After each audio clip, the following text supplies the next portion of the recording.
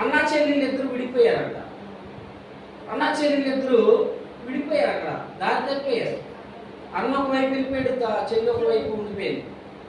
తర్వాత సాయంత్రం అయిపోతా ఉంది.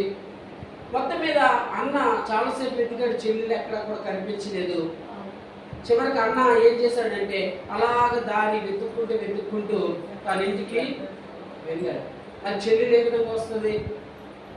అప్పుడు అన్న ఏం చేశాడంటే తన దగ్గర ఒక పూసల దండ ఉంటే అది తీసుకొని తాను వెళ్ళేటటువంటి దారిలో ఒక్కొక్క పూస వేసుకుంటూ తన ఇంటికి వెళ్ళాడట. ఒకవేళ తర్వాత నా చెల్లెలు ఇలా వెతుకుతున్నప్పుడు ఈ పూసలు ఒక్కొక్కటి చూసుకొని ఇదే దారిలో తను కూడా ఇంటికి చేరుకుంటుందనే ఉద్దేశంతో అలా ఒక్కొక్క పూస వేసుకుని వెళ్ళిపోయాడట.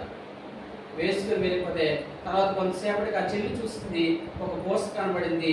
ఇది మా అన్నయ్య దగ్గర ఉన్నటువంటి పూసల దండ కదా, ఇది మా అన్నయ్య వేసిన పూస అని చెప్పి ఆ ఒక పూస చూసింది. మరికొంచెం ముందుకెళ్తే మరొక పూస, మరికొంచెం ముందుకెళ్తే ఇంకొక పూస, అలాగా